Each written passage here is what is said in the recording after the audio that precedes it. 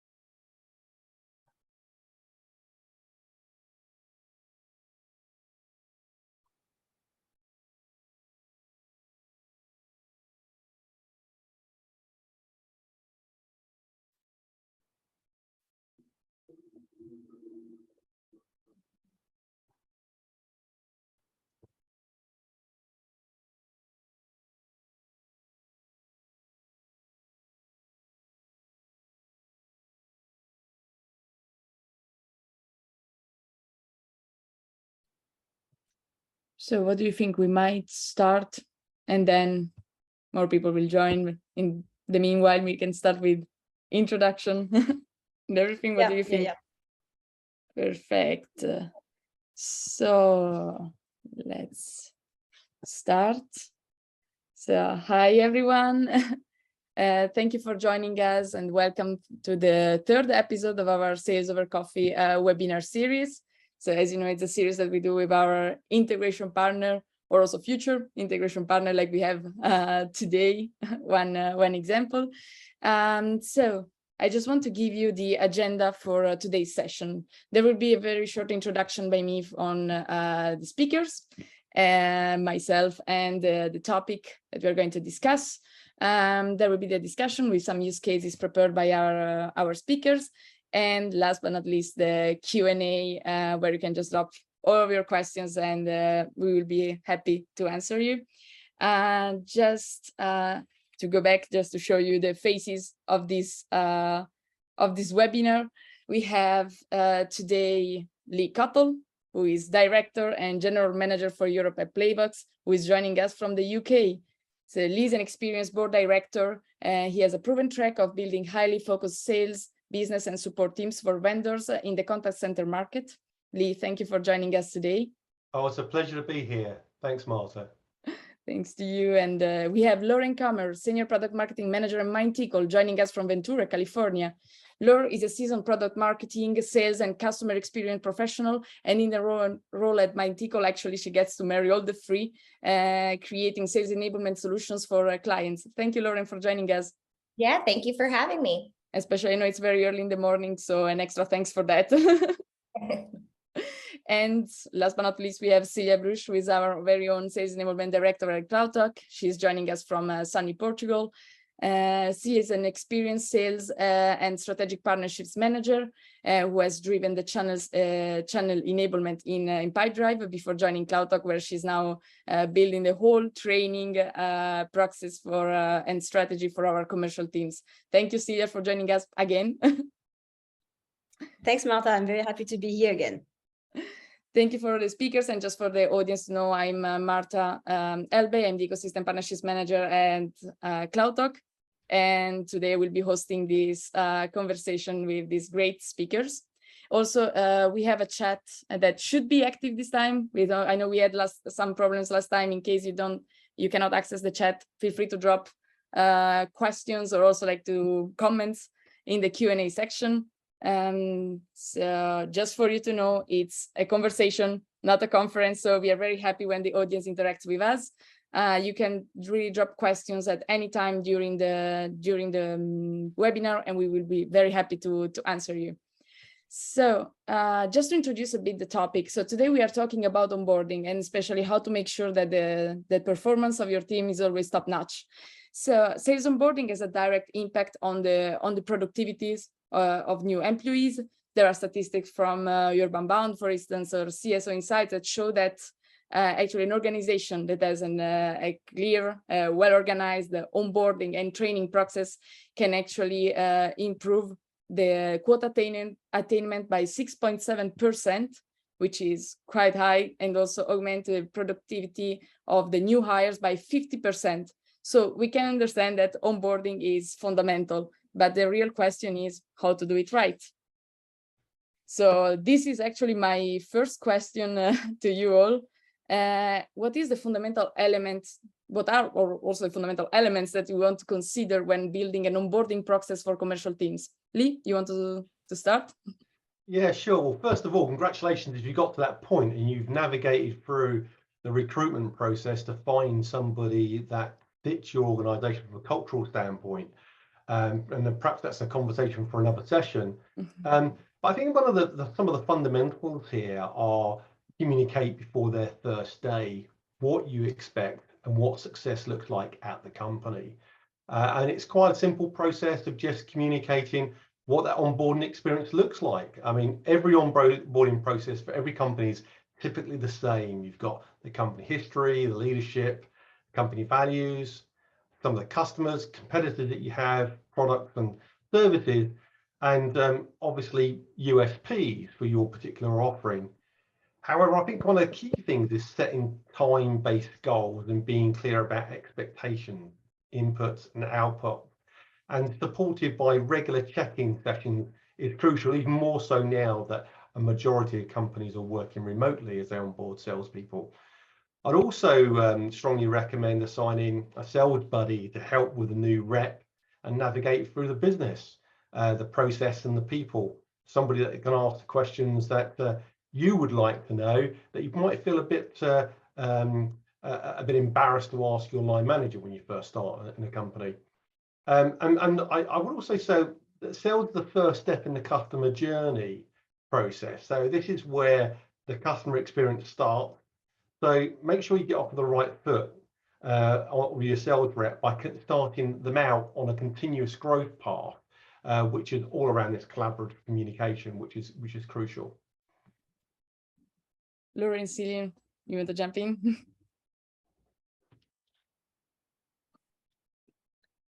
I think Lauren. yes, for me, Oh, go ahead. Go ahead, Lauren. Okay, I think yeah, definitely agree with what Lee has just said. One thing that I'd like to add is really the importance of building like what we call a role-based onboarding experience. You know, so what you mentioned, Lee, like totally right. We all need to know, you know, company values, I think company OKR is also something that we all should be aware of so we can align our KPIs on it, company history and some sort of product understanding as well for like every kind of like single role. But we don't all need to know every single piece of information. Otherwise our heads would be like buzzing with noise. And I think that's the toughest, I mean, one of the toughest challenge in the enablement or training, whatever you want to call it, team is to know which skill set is very important for your team and which knowledge should be, you know, coupled with that skill set. So all your different teams in the commercial department will be evaluated on different criteria. And we need to take into consideration those evaluation criteria to build the onboarding and then the continuing education around these criteria. And if I take our examples, for example, like Cloud Talk, in the commercial area, we have SDRs, AEs, we have customer success, we have channel partnerships, and then we also have support people. So very different skill sets. And my SDRs will focus on impactful short discovery calls, whereas like the AEs will need to build a more consulting approach over longer conversations with their customers. And obviously customer success folks will be evaluating on onboarding and retention, and they will have like a longer cycle with the customers. So we really need to develop those different skill sets here. And even though we have a common trunk in the onboarding, we quickly have different pathways for different people in the company. Especially, I'm thinking especially in terms of soft skills, but also product knowledge. You know, my SDRs will need to have a very superficial knowledge of the product. And I don't know if we have SDRs on the call, so I'd like to hear what they say. But my support team will need to have a very deep understanding of the product to be able to do troubleshooting, which the SDRs do not need to know. So I think it's important that we don't make too much noise, especially at the onboarding phase, because it is quite new. You're discovering a lot of things, and a lot of this knowledge will be lost anyway if it's not used every day. So I think that's really what I'm trying to work on in my team. A couple thoughts just to kind of build on what you said, Celia, because I agree with everything that both of you have indicated or shared up to this point. Two quick things that come to mind. You know, one, we at MindTickle, we talk a lot about the concept of creating what we call an ideal an ideal rep profile, and rep not necessarily meaning sales rep. To your point, Celia, it could be a CS person, it could be an SDR, SC, but you know, starting with that understanding, just like we have ideal customer profiles that map out characteristics that make an ideal customer. What are the characteristics, the skills, the knowledge, and the behaviors that make an ideal person in each of these different roles, right? And starting with that as your North Star, to then, to Celia's point, ensure that the onboarding that you're producing, that any continuous training is aligning to developing those right competencies, those right skills and behaviors. But we find that this exercise of creating an ideal rep profile up front for your different roles really helps ensure that you're driving those the right content and the right development of these individuals. Another thing that I'd like to, you know, just add on to is that I agree 100% role-based. We often talk about not just role-based onboarding, but individualized onboarding. So even within these distinct roles, ensuring that you have ways to provide like adaptive learning opportunities based off of the proficiency levels that people demonstrate, right? So again, even within, yes, for sure, like an SDR and an AE have to have different skill sets and different levels of knowledge.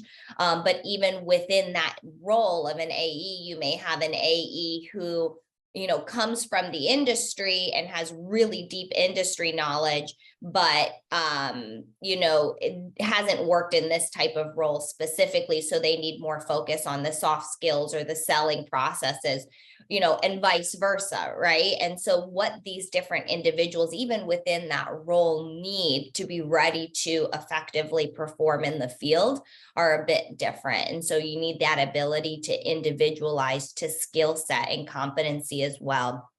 And one just last thing, you know, to build on what Celia said about, you know, that noise, right? It can be so overwhelming to join an organization and feel like you're literally being bombarded with knowledge. And it's like your brain can feel like it's exploding. And you know, I have a customer that I work very closely with, and one of the things that she always, you know, talks about is, I don't care if they which this kind of goes against a lot of what we say later, but, you know, I don't care if they remember it right now, right? I care if they know where to find it when they need it. Right. And so, you know, I have issues with part of that. Right. But I think the part that is important to remember is that you don't need to cram all that into their brains right away. Right. As long as you're structuring all of your content and all of your enablement materials in a way that's intuitive and accessible on the go, you know, people will be able to find it in that point of need, because I think we've all experienced that before, right? We sit through some sort of enablement session and we're like, okay, this is cool, right? And then, you know, it's not until 3 months later when you're trying to do that process, or you're trying to, you know, that you're like, oh, wait, okay, this is when I should have been paying attention, right? But luckily I know where to find it. So that's kind of my thought. Yes, I think we can like all relate to this situation where you actually need that piece of knowledge and you thought, oh my God. I should have paid better attention, right? Yes, definitely been there, done that. Actually, I was thinking, since you were mentioning like creating the right behavior, like creating also like the kind of an ideal figure for SDRs or account executives, like whatever the role in the sales funnel is. Sales is actually like changing a lot. We are like, we see now that the challenges for enablement are changing, and then I'm really wondering, like, what are the new phases, the new challenges that enablement is facing, and how to onboard the teams efficiently in a post-pandemic scenario. Yeah, I'm happy to start there. It is, I think, a couple of years ago in 2020, we all kind of put a Band-Aid on the situation from an enablement perspective, right? There was like this huge sense of urgency of, all these things that many of us did completely face-to-face. We now have to figure out how to do remotely, but kind of in an emergency type situation, right? Where, now we recognize, so in that case, in many organizations, what they did was just essentially pick up everything that they would do in the office or do face-to-face and deliver it the exact same way virtually, right? But we know it's incredibly difficult to keep people engaged, in person, even more so virtually, right? And so a lot of the times, whereas a 5-day boot camp or even a 3-day all-day boot camp where you're sitting in a room and you're doing these exercises, well, that may have worked well for you in person. It's not a 1-for-1, right? You can't just pick that up and put that over virtually and expect it to have the same level of effectiveness. People are going to get fatigued. People are going to multitask, and they're not going to pay attention. So you really have to be thoughtful about how you're structuring your content, and thinking of ways to deliver that same content in a more bite-sized, engaging manner, combining, that synchronous training of like instructor-led trainings and things like that, and asynchronous mediums, right? So what parts can they do on demand? What are the things that I can have them watch maybe this video, do this exercise, and then we only get together in person synchronously to role play or to go through our findings or things like that, right? So arming people with the tools and the content that they need to, take things away on their own time and do that. I think also, there needs to be even more of a focus on, practice and reinforcement. This, regardless of remote or not remote, right? Whether this is a post-pandemic, we need to ensure that we are providing opportunities for people to practice skills, right? And so if you want to go to the next slide, I have some of my use case slides there.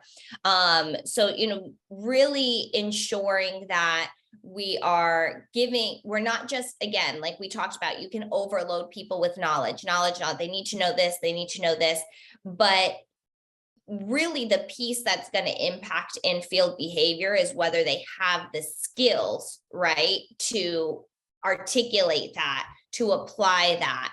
And so often what we do is, give them all of that knowledge and then make the assumption that because they know it, they're going to know how to actually apply it. They're going to know how to articulate that in their own words.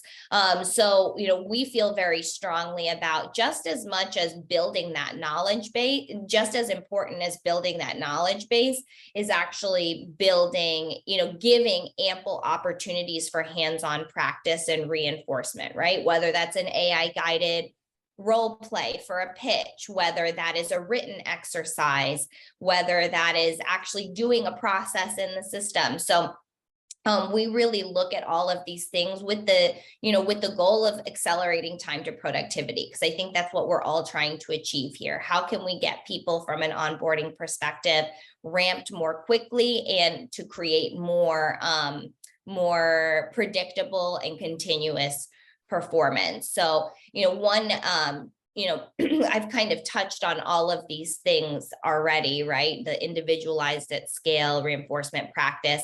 To kind of reinforce that, I'd love to share just a really quick case study, if that's cool. Perfect. So a great example of this, and this is very relevant to the post-pandemic situation, because Janssen Pharmaceuticals, this is a Johnson & Johnson company, they actually launched the MindTable platform right, in the thick of the pandemic, right? So they were in the midst of trying, like I said, that emergency situation. They had previously done everything either face-to-face or over like Zoom calls, right? And we all know the level of Zoom fatigue that was happening and is still happening, right? They had at that point in time no mechanism for on demand, no way to really scale this process on an ongoing basis. And so, they as part of, their MindTable launch, they've obviously seen really great results, right? In terms of the increase in sales for new reps, reduction in ramp time. But, one of the biggest things that you'll see when you actually read their case study is the value of letting sellers, combining these different different mediums, right? A combination of asynchronous and synchronous learning, giving sellers the opportunity to learn more on their own time, to practice and to hone their skills, but also giving them one place to do this all in. And I think that was really important to them, creating sort of a one-stop shop for all things onboarding, all things skill development. So, we're very pleased with the results that they've gotten. And they've actually, one thing that I really love about their organization in particular is how thoughtful they are and how they approach not just their onboarding, but all of their enablement. So, if in their case study, they talk about how, there's always the assumption, right, that short content is going to be consumed. You're going to have better consumption, better adoption. And they wanted to actually test that. And so they were able to leverage all of the analytics in the MindTable platform. And they actually identified that people were actually, in some cases, were skipping the short bite-sized stuff, right? Because there was a perception that it was less important, right? So they've kind of figured out the right formula. Go figure, they're a pharmaceutical company, but to what does success look like? What does a successful program look like in their organization? So I think I think their case study is pretty cool. That's really good case study. And also you put like this one. Yeah. So this is just another one. And this one again happened like in the midst of the pandemic, but Chow Now, I don't know if people, this is mainly for, people in the US may be familiar with Chow Now. It's like one of the leading food delivery services, but we all know how much food delivery blew up in the last couple of years, when none of us were leaving our homes or going to restaurants. So, they had to onboard a lot of reps very, very quickly. And again, I think the thing that I love about Chow Now, and I've gotten to know their sales enablement leaders quite well, is just how fun they make it. Granted, that's, the tone of the content at Janssen Pharmaceuticals and Chow Now are a bit different, right? And the level of complexity. And I think that's all important things to take into account. But they really lean into that thought of, we've got to make this fun. If we're going to keep people, if people are going to learn anything, we need to use funny videos. We need to do fun activities. And again, I love their director of sales enablement because he's crazy. but it works, right? He does really crazy zany things, and he's been able to show and prove the value of what they're doing with stats like this, like 75% of new reps closing deals 20 days faster. So again, just different approaches to onboarding, but taking their culture and that remote learning into account. So wow, that's very nice. Thank you for presenting like this two like different use cases. I think they're very useful, and they really show like how to tackle like the same challenge but in two different ways. Lee, like or Celia, do you have any take or anything to share as well?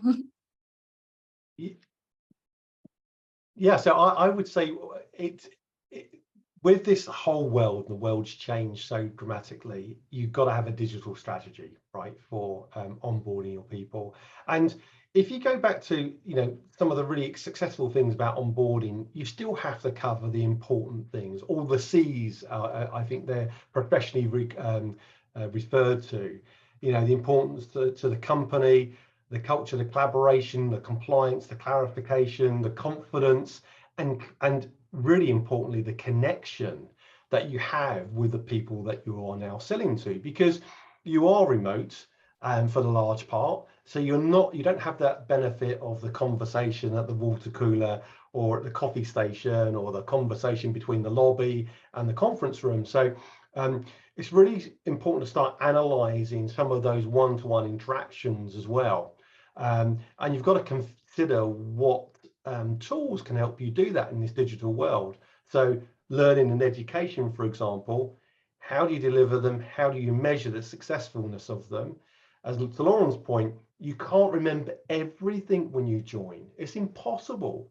I think Einstein used to say that you want to use your processing power in your brain to process complicated things, but you want to be able to look for the other knowledge to support that and read it so that your brain's free. And it's very similar with sales. You learn when you need things.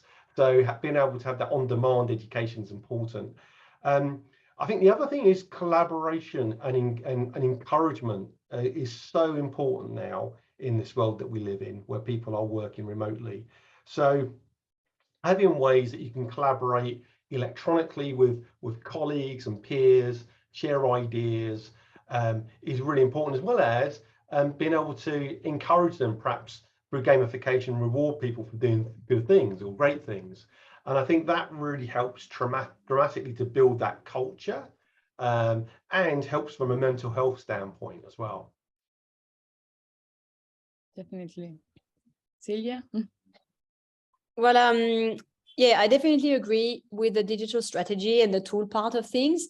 I remember back in the days before the pandemic, when we were training people, we were like all gathering in one room, and the only thing that you needed was like really a few cool tips and tricks on PowerPoint to make it engaging, but the people there made it engaging. So it was a lot easier to engage with colleagues face to face and to play little games and stuff like this. And now we are all behind our screens, and some people turn the camera off so we don't even see them, and you can't really force people to show their backgrounds. So it is a lot harder to engage. And I think Lauren, I definitely want to connect with this enablement leader at Chow now to discuss a few strategies on how to make content engaging, because that's not easy.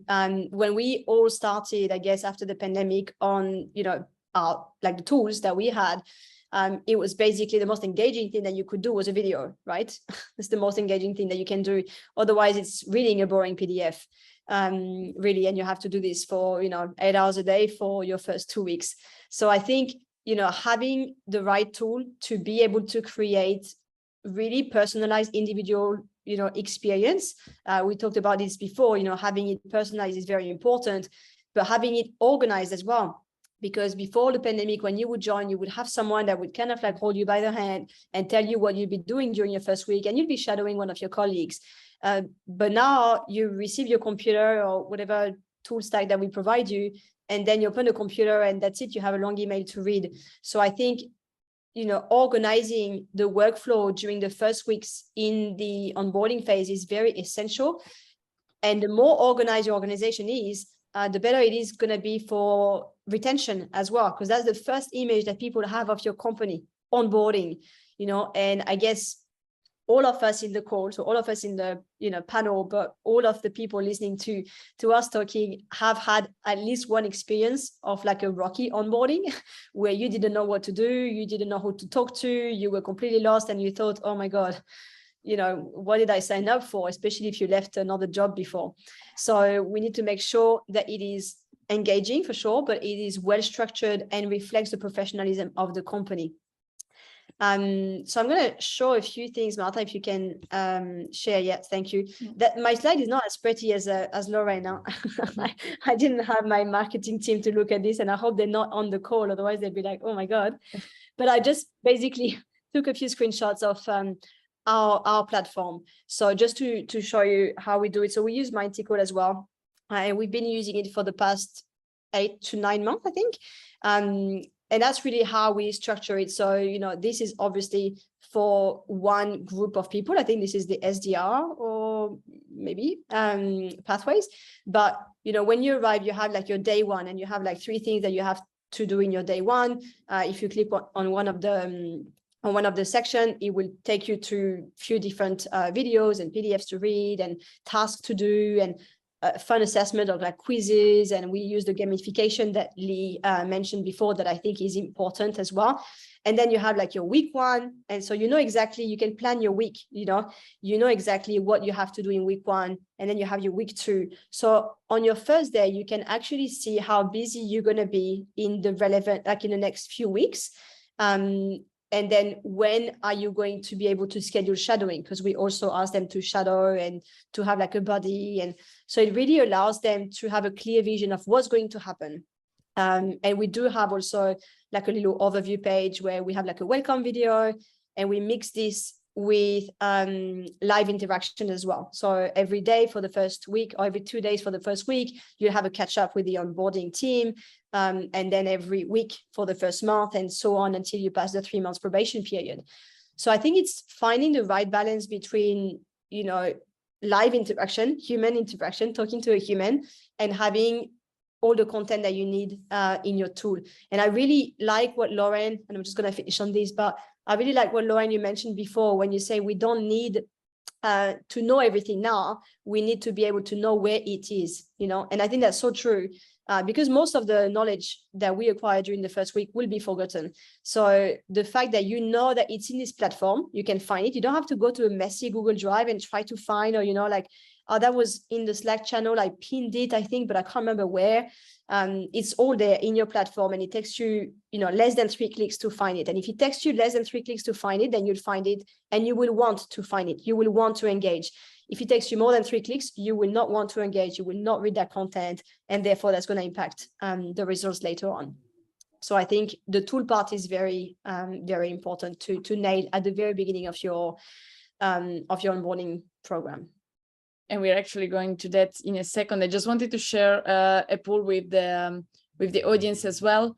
So I was really curious to know, since we are touching different points, like what are you mainly struggling with? So I just put some options in here. So what are you struggling with? Onboarding your sales team efficiently, engage your team, continuous learning, create custom programs, retention, or probably other. So we can just you can take a look at the poll and answer, and we will go back to it in a second. And also Lauren was actually writing in the chat, but it's not, again, working for the audience. Sorry for that. Like Lauren, you were asking what's the biggest challenge, and also like to find creative ways of engaging your teams. So if you want to answer in the chat, just or in the Q&A section, just feel free to drop any like, could be a treasure hunt, or it could be anything, like any fun ways to engage your teams. We are really curious to read on that. And actually, like, and then you will be sure that if it's fun, we will be following you on LinkedIn after. Just to ask more. Yeah, no, I was actually on spot. On what you were saying, Celia, which I'd love to introduce you. His name is Cole, and he loves sharing his ideas with people. But some of the really cool things that we've seen customers doing are like escape rooms, right? So we've all probably gone to escape rooms at this point, that like you have to solve different puzzles to then like get to the next thing, and just like bundling all of these activities in a way that is fun and different for people. Or like we have a content as a service team, and I've seen them create some really crazy, like fun simulations where people have to explore through a town or a city to like find everything. So anyway, I think it's just, it takes a little bit of work, right, on the front end to do that. But the value that you get out of it and the impact that you drive from having those types of things are really huge. So definitely, I would be up for a treasure hunt as a training. Well, curious to read if in the audience there are also some other creative inputs for the topic. I'm also like, since you touched on the tool part, so yeah, that was like one question that I had. Actually, integrations and tools are fundamental, and so I was really curious on the crucial factors or aspects, criteria that you have to follow when choosing the right tools, and also how to build this tech toolbox. I don't know if Lee, you want to start? Yeah, sure. I mean, we talked a lot about learning and education and knowledge bases. We kind of covered that quite a lot and some metrics around it. But just being a bit more granular, some of the other things you want to be able to do is to review each of those quality interactions with your salespeople and your customers, particularly when they're newly onboarded, because you want to be able to change habits quickly, inform them, provide coaching and feedback, and to get the most out of your people, and of course reward them for jobs well done, right? So I think these are really quite important. And I wanted to kind of, if I could just talk about a case study that kind of supports this. Yes. So this is one of our clients, Creditas, a fintech, and they understood that remote selling is hard, which in turn means that growth will be hard. And in a regulated market, it means competition is greater, margins often smaller, and being 100% digital operation means they have to really differentiate really about their customer experience. And so they set about solving, well, they had 5 business challenges they wanted to solve. And one of them was, how can they onboard new salespeople quickly? How can they ensure the quality of their sales interactions?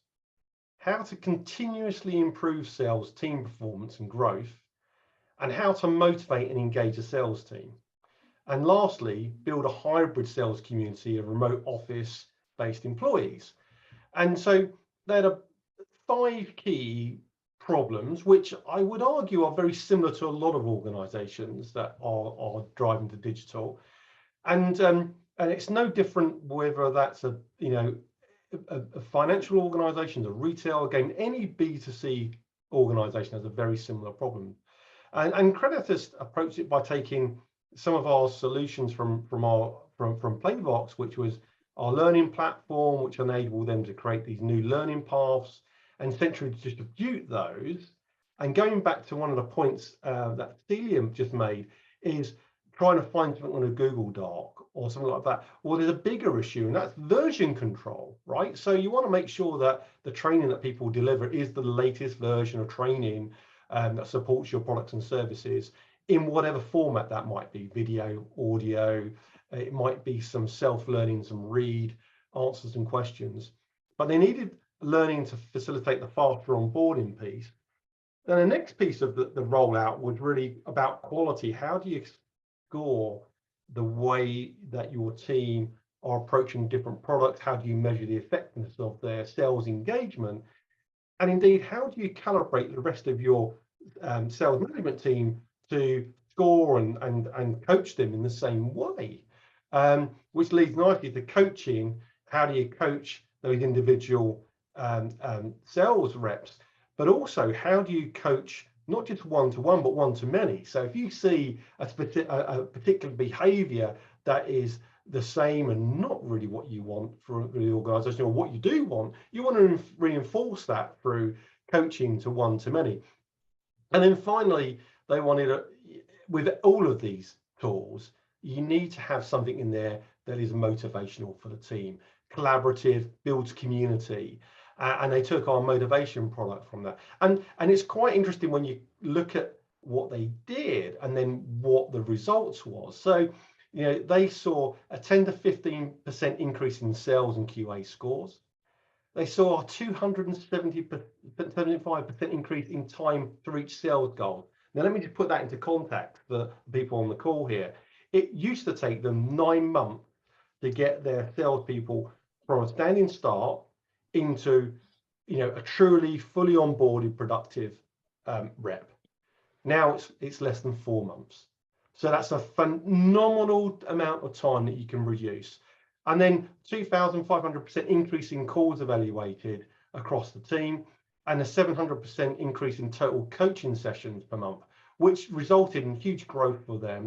They more than quadrupled their growth, which was phenomenal. So I think when you go about looking at tools and how you apply them, focus on that business problem, focus on the metrics that are going to support that, and then focus on easy ways to be able to communicate that educational material to the team in a supportive way. Definitely, that's a very interesting case study. And also, like, for the audience, it's a case study that we will be sharing as well as a follow-up, since it's a very interesting one. And thank you, Lee, for sharing with us. Also, we have like one like going back to what we were talking also before. We have one like suggestion on a creative way for the gamification of the training. Is truths and a lie based on a persona and the product. Have you already tested this? No, I haven't, but I like it. I would like Reham to say whether that's a live event, because I can see actually this be like a pretty fun event that you do on a Friday afternoon for the sales reps, or whether they were using it inside, you know, the enablement platform as kind of like a gamification thing. So yeah, that's a really nice one. Oh, live.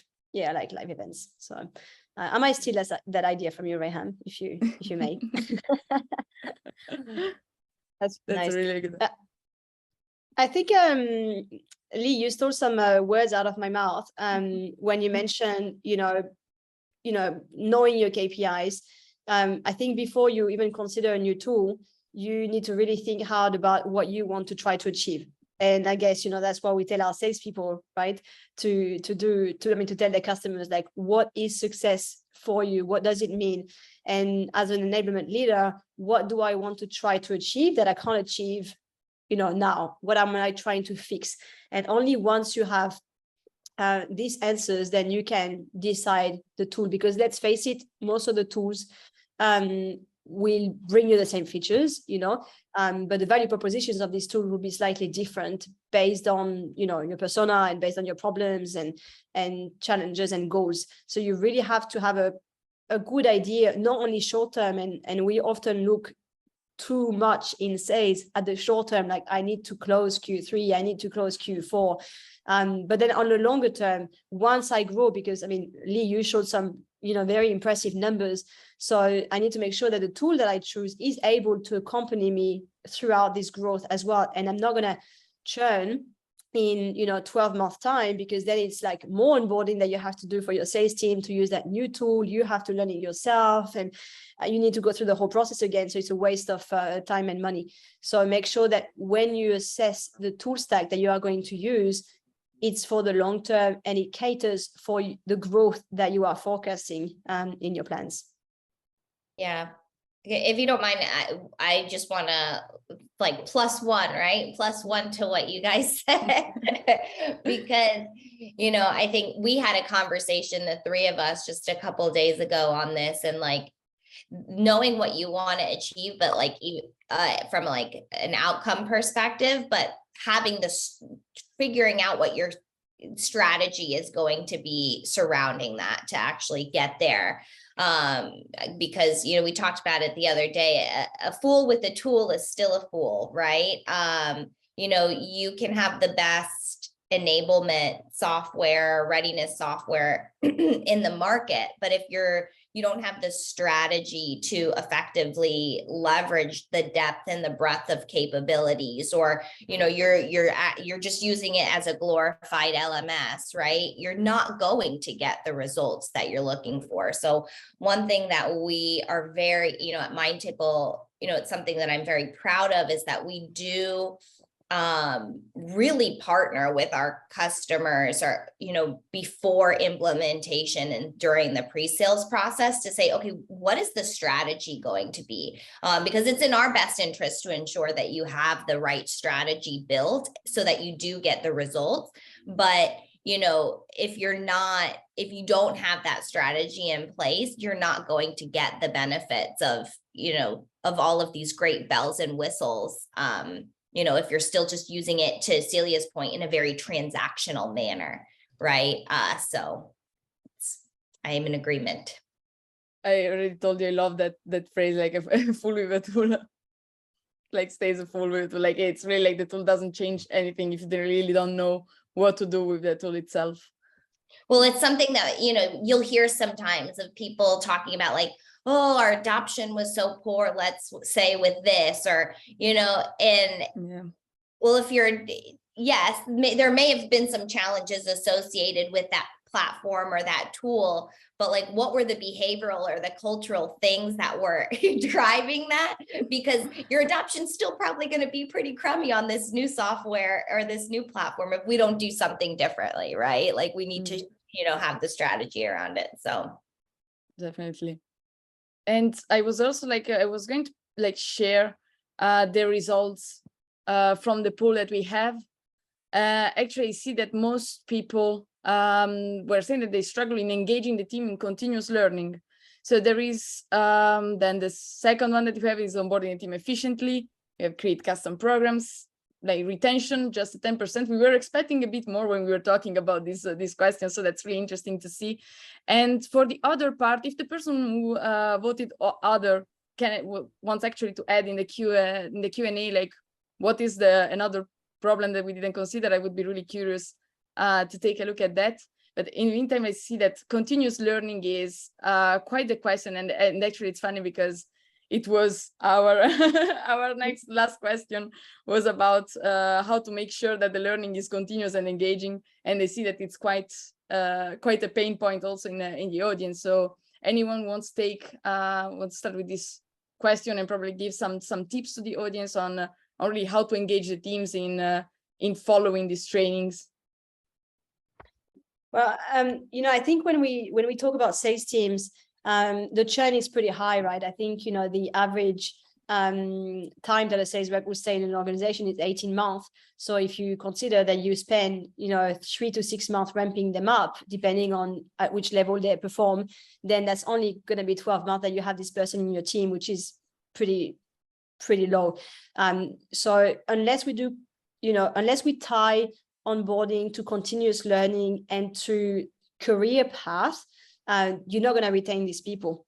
So the fact that our, salespeople can start at the lower level of the organization and build a career within your organization, they do not need to look for, because usually when we look for another opportunity, it's because we're like, well, there's nothing for me to do to grow here, so I'm going to look somewhere else. So make sure that we provide this growth within our organization, and we provide the support, and that's usually what's missing in the organization. We said, if you for SDRs, for example, we said, like, if you reach your quota and you perform really well, you can become an AE.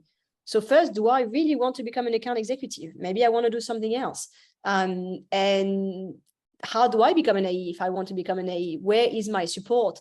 So I think, building personal development plans and having it developed with the team. So it's not me as a sales manager who is going to build, the development plan for one of my team members. It's me with that person building what their career will look like in the next 3 to 5 years. What do you want to achieve? And like showing the short term, but showing the long term as well. Like, salespeople are impatient usually, so we have to show the short term, but showing the long term will show the people that it is important that you stay in this company because you can grow with us. So that's what I'm currently working on in my team. You know, having all these personal development plans, you know, in the team. And actually we use, you know, the platform as well, Martha, if you just want to quickly show the next slide, to build the training program around the leveling program. So we have a leveling program for our account executives, for example. So you can start in level 1 and then move to level 2, level 3, level 4, until you reach a management position, or until you move to another department to grow even further. So it's not only, you know, telling them that you need to reach quota and do this and this to grow, but we actually build the program for them to learn all these skills that they will need to nail in level 1 and that they will need to nail in level 2. So it's, I mean, I love this, to be honest. I'm probably one of the strongest, you know, ambassador for these type of tools. But it's very easy for them to find the information, to schedule some time in their calendar, to spend some time learning and developing. And I can't, you know, emphasize it enough that salespeople need to block some time to do learning and to, you know, to invest in their growth rather than just being focused on the D's. And I know it's easy to say when we're not in a sales position, but unless we do this, we can't grow salespeople. So I think it's important that in the enablement team, we do have this professional development program inside our enablement program. Definitely. Also, we have a question from someone in the audience that was asking if onboarding is a CloudTalk feature or if it's a part of the product. So I don't know if you want to take this one. No. You can do coaching with CloudTalk because we have some features, you know, like barging and whispering and these kind of things. But no, my presence here is because I onboard the sales team at CloudTalk, and then we use Mintical as well. But yeah, no, CloudTalk is not a platform for onboarding. And if I can also add, we are going to have an integration very soon with Mintical. So this is like a little spoiler what's going to happen next in our marketplace. And also we have actually launched very recently an integration with Playbox for workforce management. So let's say that CloudTalk itself as a product, you can, you know, make calls and SMS, manage the communication part. And of course, this is very, very important then when you want, you know, also to train, because the training is based on the performance. So if you have the calls, if you have the metrics from the calls, you can as well build those custom enablement programs that we were mentioning also before in the previous questions. Yeah, to build off of that, I think there's so much power in continuous learning and any training, right? To be able to really showcase real world examples, right? And I think that's where these partnerships come so are so crucial, right? To be able to say, okay, well, this call was executed through CloudTalk, right? But I want to showcase this in an enablement program as best in class, right? Or I want to coach someone on this specific interaction. So I think that's where it's really coming together and bringing that, like we talked about, not just the knowledge, also the hands-on of this is what it actually looks like in the real world. Okay, now let's go practice it again. Let's role play it again type of thing is really powerful.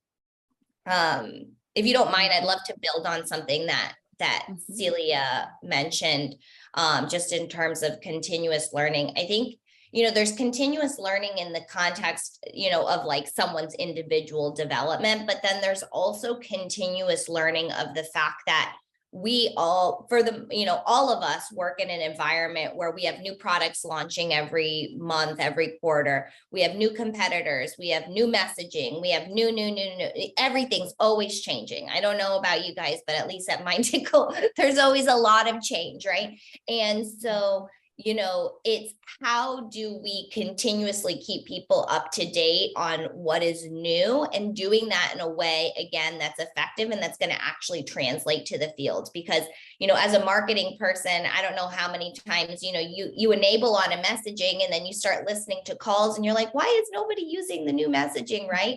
Well, obviously we weren't effective in how we enabled around that and giving, you know, practice opportunities, certifying, focusing on that skill piece. So again, I think a lot of what we talked about and focusing on the knowledge, the skills, and behaviors is really important for continuous learning.